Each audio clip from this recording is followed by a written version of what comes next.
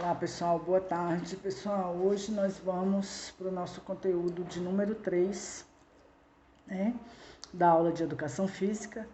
Nós já falamos da história da dança de modo geral, nós já falamos da história da dança no Brasil e nessa aula nós vamos falar especificamente do forró, né? O forró, ele é uma expressão artística genuinamente nordestina, por causa da sua forma de manifestação cultural. É uma forma ampla, gigantesca, né? E tem diversos significados, né? O nome forró, ele tem diversos significados e pode servir tanto para designar o ritmo musical quanto para o estilo de dança, né? Mesmo em festivais e casas de dança que existe por aí afora. Como surgiu o forró? Sua origem tem relação com os bailes populares que eram realizados no final do século XIX. E eram chamados de forrobodó, forrobodança e forrobodão. Então quem assistiu à aula anterior, percebe-se que a história da dança tem um segmento, né? O forró, ele vai seguir, ele vai ter, a sua história vai ter um segmento, vai remeter à história da dança lá no século XIX.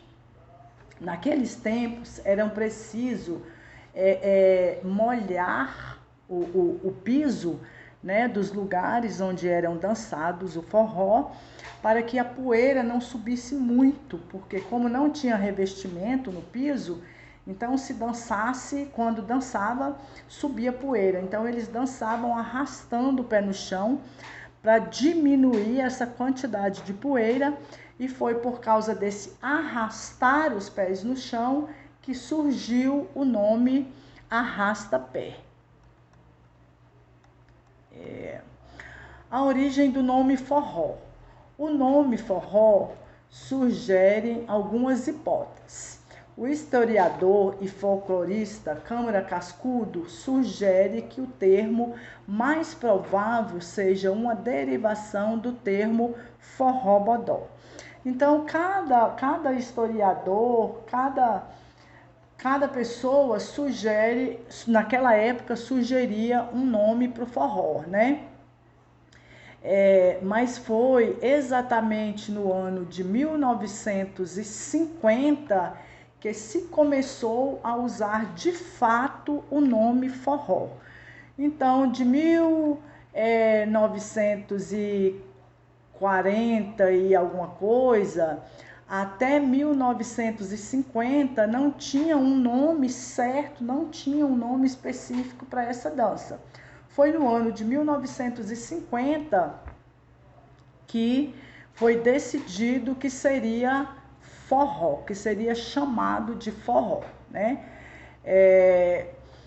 Por mais de um ano, por mais tempo, durante muito tempo, ficou uma variação de nomes aí. Vai ser esse nome, vai ser esse nome.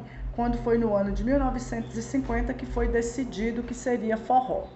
Luiz Gonzaga gravou a música Forró do Mané, produzida em conjunto com Zé Dantas. Em 1958, outra canção do músico chamada Forró no Escuro também foi lançada como sucesso.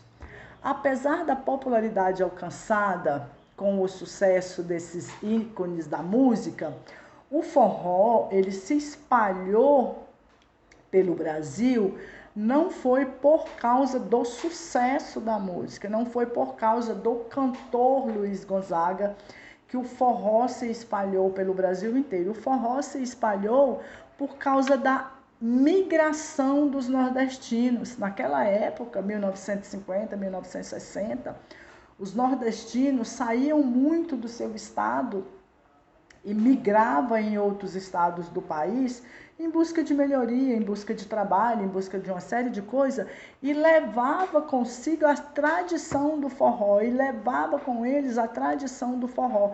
E o forró foi migrando pelo Brasil afora.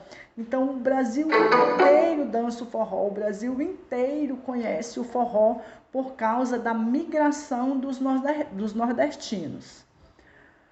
O forró como gênero musical. Esse estilo musical é popularmente associado a outros gêneros, o xote, o chachado e o baião.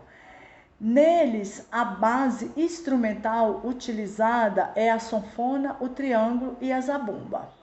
E é chamado também de forró tradicional ou forró pé de serra. O seu maior representante é Luiz Gonzaga e Jackson do Pandeiro. Deixei aqui algumas fotinhas para quem não conhece, né? Quando você entrar lá na plataforma para olhar o texto que eu vou disponibilizar lá, você vai ver aqui algumas fotos para você fazer a relação aí do figurino, da cara, como que eram os personagens daquela época, como se vestia, né? E etc. Deixei aqui para vocês. A partir dos anos 80, o forró sofreu algumas modificações. Nessa época foram introduzidos também a bateria, a guitarra e o baixo eletrônico. Então, no ano de 1980, o forró sofreu uma grande modificação. E foi nessa época que surgiu o forró eletrônico, né? Que é aquele forró com um som mais eletrônico, com uma batida mais forte. Em 1980 surgiu esse forró, essa música mais eletrônica. Agora nós vamos falar do forró como dança, na verdade. O forró é conhecido como a dança do amor. Por quê? Lembram vocês que na aula passada eu expliquei que lá no ano de 1810, 1818, quando surgiu a dança no Brasil, as danças eram dançadas com rigidez. Os corpos não tinham muita flexibilidade. Naquela época não podia dançar agarradinho, não podia dançar muito junto. Quando o forró chegou, ele transformou isso, porque o forró é uma dança de salão dançada a dois, e é uma dança que você dança muito próximo, que você dança muito agarradinho, rosto no rosto, né? E tem todo um molejo, o corpo tem uma flexibilidade praticamente total, né? Então, em 1980, o forró sofreu essa grande modificação aí. Os principais representantes do forró no Brasil Luiz Gonzaga, Carmélia Alves, o Dominguinhos, o Alceu Valença, a Elba Ramalho, né, Calcinha Preta, Frank Aguiar, Aviões do Forró. Aí eu deixei aqui uma lista de cantores, de músicos que representam essa dança do forró no Brasil. Algum deles, vocês até ainda escutam muito deles tocarem hoje aí, né?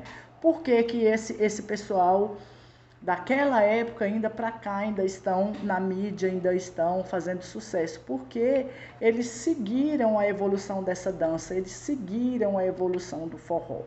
Então, as coisas foram acontecendo, foram mudando e eles seguiram essa mudança, então eles permanecem até hoje aí no ranking da música do forró. Eu vou deixar esse material na plataforma, juntamente com vídeo, né, para vocês ter um material de estudo guardado.